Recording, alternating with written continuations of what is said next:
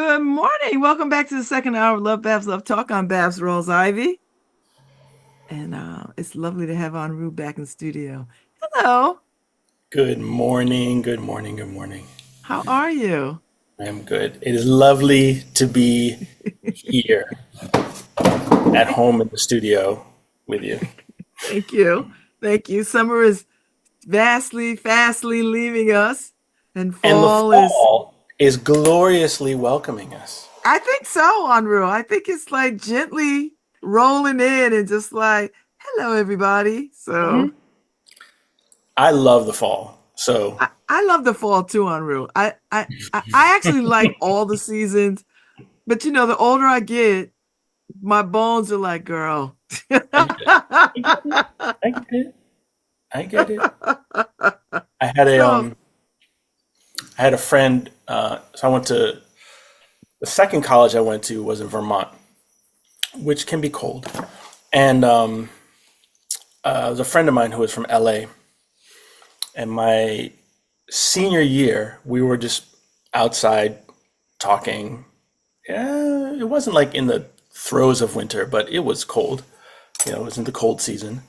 And we were just talking, and she was like, yeah, just how uncomfortable, and like my feet are cold. And I was like, well, and she had like regular white cotton socks on with like sneakers or something. And I was like, did nobody tell you about wool socks in your 4 years of attending school in New England, coming from Southern California? She was like, no.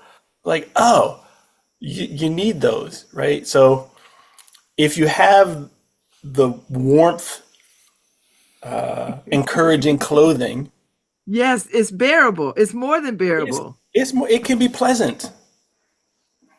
It can be even pleasant. Yeah. So I know people got all kinds of feelings about it. I'm not trying to change your feelings about it, but like it could even be pleasant. You No, know? I know. I mean, I'm from here, so I know what to Hmm. do. But Yeah, there are days when it's like bitter and just like, but I know. on those great days where it's like a perfect winter day, it's cold, but you're appropriately attired. There you It can go. be magic. Yeah. Warm drink, appropriately attired.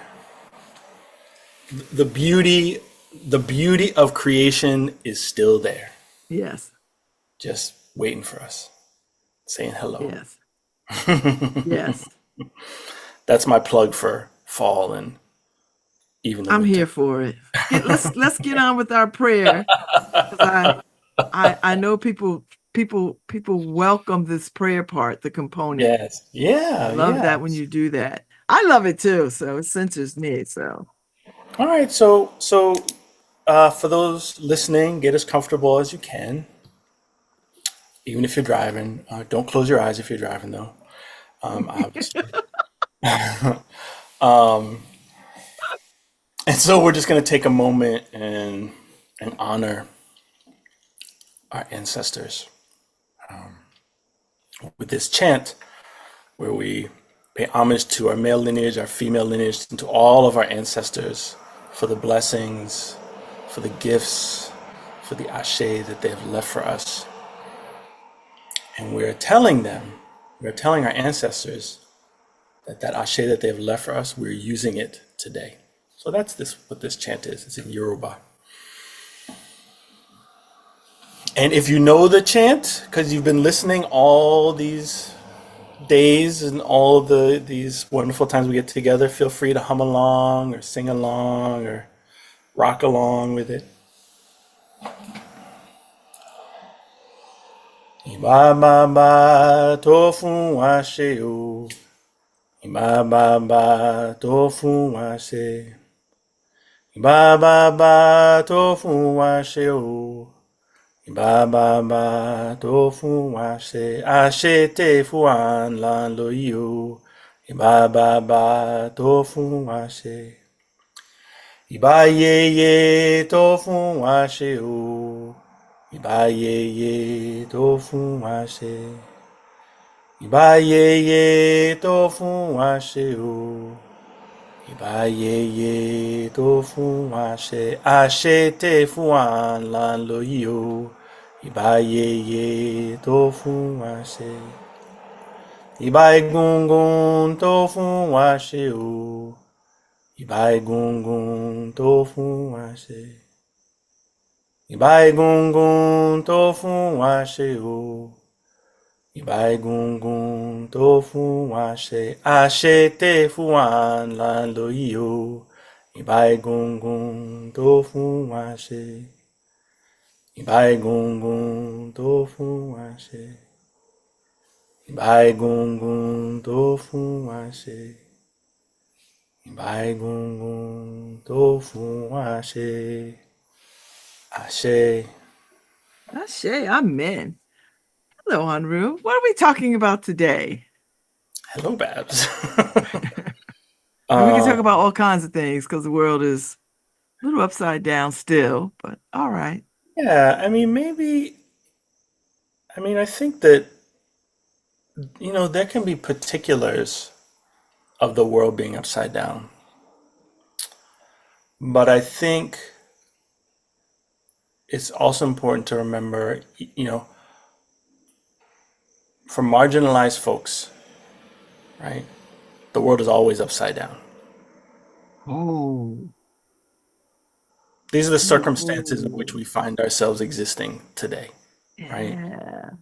Like there are people and institutions and systems, seen and unseen, that do not foster the unfolding of our humanity, which fundamentally to me is what a culture should really do. How do we help people unfold, right, to the fullness and the beauty of like being a person in that culture, in that community? And so for people, and so many more, like the majority of folks are marginalized in one way, shape, or form, right, in this country and in many countries in the world. And even with that, it's possible to be connecting to our personhood, right? To the beauty, as even I said before, right? The beauty that is also expressing itself in creation all the time, right? Which is larger than the structures and systems and culture and community that human beings create, right? Because fundamentally, right, these things that we create are, everything is kind of time sensitive, right? Nothing is permanent. This earth is not permanent, right? Our lives are not permanent. The culture, our community, our notions of what that is are not permanent, right? So those are always changing. But the pace and the holding of what like reality is, what creation is, what nature is a larger container than the particularities of this geopolitical time and slice that we're in, right? And a connection to our ancestors helps us to understand that there's a long thread, a long arc of what it means to be a person that we're connected to. It goes generations and generations and generations back. And in this slice of time that we're in, that we have opportunity to move along this path, it's precious and it's a part of that arc, right? There's thousands of generations behind us, and we pray that there are thousands of generations ahead of us, right? So if we can even understand that, the particularities of the circumstances that we are in now, even as on fire and dehumanizing and debilitating and horrific that they are, we can still also connect with something greater than that. So it's not only the despair or the upheaval that we are kind of bathing in. And this ancestor reverence is a piece of that, because it reminds us of that time, right? Of the being thankful for the ways that blessings still come, and we can encourage those things in ourselves. And there are things that we have inherited that we also want to undo, right? There are cycles we want to break or mend, right? And things we want to encourage and strengthen. And with that sense of time, it lands differently, right? There's still importance in what we do, but I think the ways that urgency can drive so much, it's good to have some perspective on that. Hmm. I like that. So let's talk about that today. Right. Let's get into it. Yeah, yeah.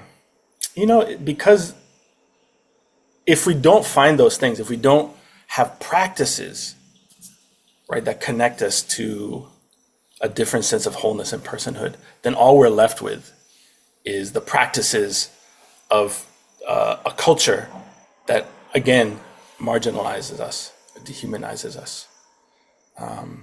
It's like, in Yoruba cosmology, there are these positive forces and there are also negative forces.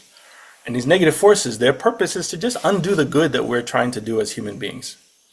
The notion is that human beings are really here. The purpose of human beings is to create good things, to be in right relationship with all these forces, right? To create good relationships so that we can unfold our lives and have these blessings and share these blessings and all of us move forward. But some of these negative forces, they just don't want that. And that's their purpose. Mm-hmm. And so, for example, like some of these negative forces are called ajogun, and there are things like death, illness, curse, even imprisonment. So many of them, and they're ongoing, and they're ever creating. Just like the positive forces are ever creating and expansive, these negative forces are ever. COVID, right? That's a type of ajogun, right? And things like anxiety, depression, right? Those are ajogun. And if we don't, like the images of, like, we got the angel on one side and the devil on the other, right? In one way, if we look at it not in terms of angel and devil, but we look at like the ajogun of like anxiety or depression, right? On one shoulder, whispering in your ear, what's the point? What if, right? That's its message. It changes its flavor to fit, right, the circumstances, but it's always the same message. And if all we do is listen to it or just try to push against it, no, that's not true, and we just create a different thought, right? That's just thinking battling each other, right? And so we need to have these practices that strengthen that other voice that says, you're good enough. We love you. Oh, let's go build this thing over there. Isn't that beautiful? Let's be curious. And instead of fighting, we don't have to fight off the negativity sometimes. We need to realize that it has its own persona. And once we realize that, there's space to just do the thing that is helpful for us, do the thing that is healing or expansive or liberatory. And once we do that, we spend more time doing those things. We have less time in our day where we're absorbed in that negativity. Wow, I like that. You should be a therapist. About that sometime. Well, it's a really interesting. Even when I was like training in grad school, these notions, a lot of cognitive behavioral therapy and like changing your thoughts and even like narrative therapies have kind of a externalizing kind of problems, and like Yoruba traditional thought has had those things for thousands of years. And instead of kind of battling like, well, what's right and what's wrong, it's like, well, what are the tools that we can use to understand what's happening in a way that's helpful? And so sometimes it's really helpful to see that and say, oh, let me. And the other thing is like with, let's say, with like anxiety or fear, I don't necessarily have to have that fully resolved and Mhm. gone in order to take the steps I need to take. That's how I am, Enroue. And I say this all the time. I just make space for the things that might scare me or give me anxiety or give me pause. I go, I acknowledge you. I see you. I see you right there. You Mhm. could be to my left or to my right. I'm gonna make some space for you, but I'm gonna still go on and do what I got to do over here. Exactly. Exactly. Instead of spending all my time trying to battle with whatever Right. this is. And Right. I don't know, it just made more sense to me to make space and an awareness and an acknowledgement than Mhm. to like, I'm gonna fight. I'm just going Right. to keep Right. fighting. Right. Sometimes, right? The energy is you just turn and do the thing that you want and need or that's calling you. And that requires many times courage. So it's a Mm, very different thing to say, what helps me to have courage than what gets rid of the thing, right? So again, if I develop this relationship with my ancestors, right? And you look at the body of experiences of human beings that our ancestors have been through, they've been through a lot. They've experienced so many of the things, not the specifics, right, of what we're living in, but the undercurrent of what they are, right? So we say, help me to have courage, right? I can't get rid of it. It's there. The self-doubt is there. The fear is there. The anxiety. Okay, allow me have the courage to take the step anyway. And then with practice, oh, look, I'm just taking these steps. And the intensity of that voice of the anxiety or depression or self-doubt or whatever it is gets smaller, gets weaker. We dismiss it easier because we trust, oh, I can move in this other direction. It may still show up, but it's less enveloping because you've been in a practice, right? This isn't about just like magical thinking. It's literally you do a practice. Oh, it's why affirmations work, right? It's like we're training ourselves to think and to hear ourselves in a different way. They don't make all the circumstances go away. It's not magical necessarily in that way, right? But it means we can be more creative and bring more of ourselves to what's actually happening instead of to our fear of what's happening or worry about what's happening or our distortions about what's happening because of anxiety, depression, because of trauma, right? Where we can't really be present. And then we get to connect with this goodness,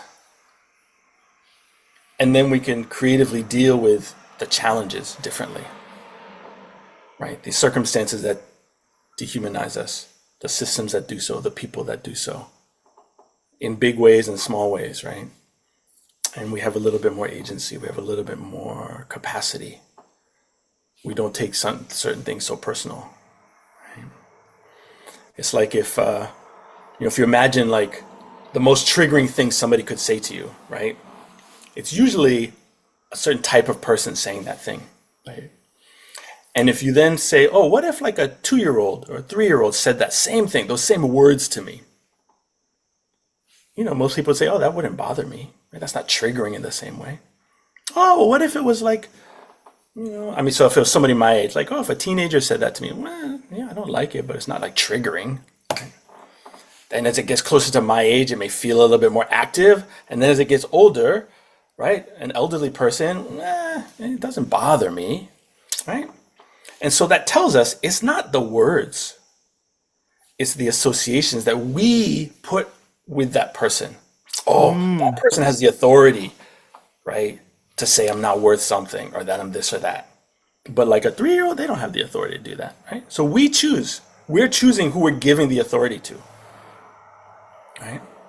In terms of how it affects us internally. Now, obviously there are systems in place where like a person can like an employer could be like, well, I'm going to fire you, right? Here are these consequences, and it doesn't matter how you feel about it. But if we're not triggered, we can confront that in a very different way. We can be creative about it. Maybe we can align ourselves with other people so that what they're saying is like, oh, actually my contract says something else and you actually don't have the right to do that. Or maybe it doesn't matter what I say and you have the right to do that, but I don't have to take it as a failing of my own. I can say, oh, it's this person, it's this system that is working so hard to oppress me, to demean me, to fire me, to minimize me, to disrespect me. And then I can use that creativity to say, okay, what do I want to grow? And what do I want to build? What else can I find? What else can I seek? What else can nourish me, even as, these pain and hardship still occurs? Mm. Mm. That's good stuff. Yeah, and it's practice, right? I think this is such a good practice because I'm always in spaces, particularly justice impacted spaces, but women's spaces. And there's a great deal of trauma, lots and lots of trauma people have experienced and walking through. And the thought is always to get rid of whatever the trauma is, to be rid of it, to heal it away or whatever. And I always found that to be um odd because I don't think you ever get rid of trauma. I think you can learn to sort of accept the fact that something has happened to you and don't let it become the prevailing uh, driver of your life.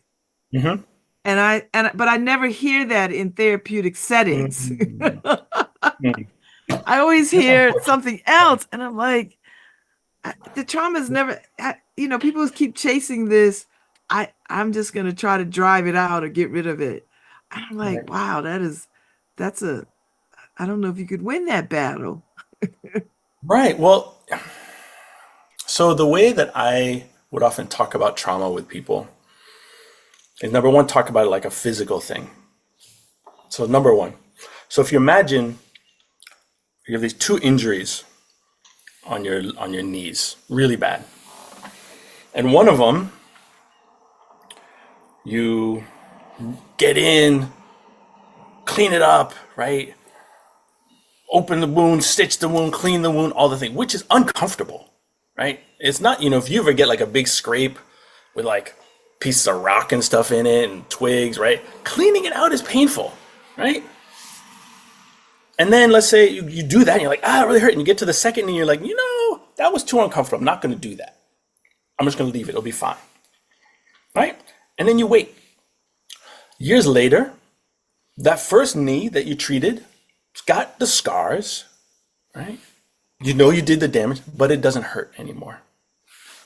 The one on the right got other worse scars, and it hurts. It got infected, it's achy, you got stuff in it that's like popping and like the knee freezes, right?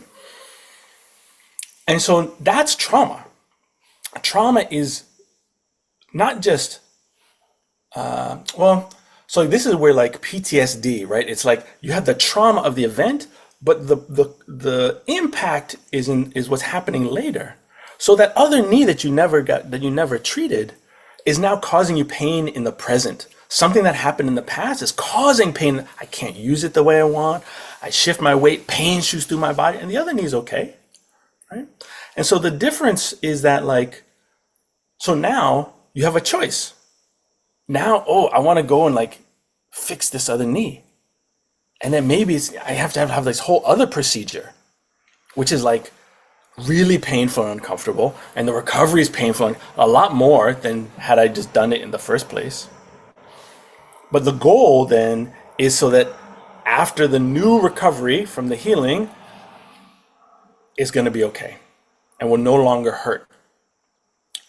Now, there may be other problems because you waited so long. It's like, well, there's always going to be like a little bit of an ache or something, a little reminder, but it's not going to be as bad. And so that's the treating of the negative impact of trauma in terms of therapy. Part of the challenge is that just like that knee, you kind of go back into it. So it's not just going to get better by itself. It's going to get worse. The feeling is going to be worse because you're opening it, you got to deal with it, physical therapy, all the things. So it's going to be more painful and uncomfortable than when you were just ignoring it and it would just hurt when the weather would get damp, right? And so when you deal with it in terms of therapy, it means that when you start to open the door to deal with trauma, experientially it gets worse. And then because you've suppressed all the feelings connected to it, you've numbed so many things out, and so you're like opening up this wound to deal with it. But then over time and dealing with it differently, right? That's the recovery. You develop skills and capacity, and your discomfort goes down and down and down and down, so that something can arise now in the present and it doesn't trigger the pain. It doesn't, you're Mm-hmm. not experiencing the trauma, right? Which are like these classic symptoms of PTSD. Now, so number one, people don't actually want to do that, right? Actually going in and like being with it is different than like, I just want to like get rid of it. Like, oh, I just want it to not hurt. I'll just take more ibuprofen. I'll just like, I just won't do the thing that causes pain, right? That's just like ignoring it. I just want it to kind of go away. The second thing that's hard in terms of trauma is that what it means is that a person's thinking in the present is distorted, right? So I'm experiencing something, right? Let's say I was, attacked by a dog, right? Let's say that's what caused the injury. And now when I hear a dog bark, my system responds as if it's being attacked, right? I get scared, I start looking around. I might not even be conscious of it, but like that's the re-experiencing in the present. But there's no danger. And so many people, what's challenging is you also have to face, if I'm saying this trauma is so present in my life, I'm also have to say that, I can't really be present. I'm actually living in this kind of distorted place. And that's hard for people to admit because there's an element of like, I'm just right? This is my pain, and so my pain is true, and so that's the reality, as opposed to this is my pain, this is what I'm really experiencing, and it may not actually be reality. That's a hard that I remember having to face that in my life, like, oh, what I think is happening might not be happening. I remember I was having a conversation with a friend, and in the course of it, I thought he like swore at me or something. It was like, you're like a dumb something. And I was like, and I had this like, and I said, and so I just like swore back at him. I was like, well, yeah, well, F you or something. He was like, what? And I was like, oh, what did you say? And he was like, I said this. And I was like, oh, I thought you said this whole other thing. And like my whole system, I was like, I'm really sorry. But like I had to have some ability in that moment to like, oh, I was completely wrong, and my whole system was ready for it, and just like jumped on that bus. I was like, oh yeah, and like that's hard to admit. Like, oh, I was literally living in a different reality, and so those are the things that's actually very hard for people to like pause and undo. There's so much around like self care and trauma, but it's so popularized that many people aren't really able or know how to figure out how to live and confront it and to question it and to be curious about like, oh, my lens, the glasses I'm wearing are like foggy.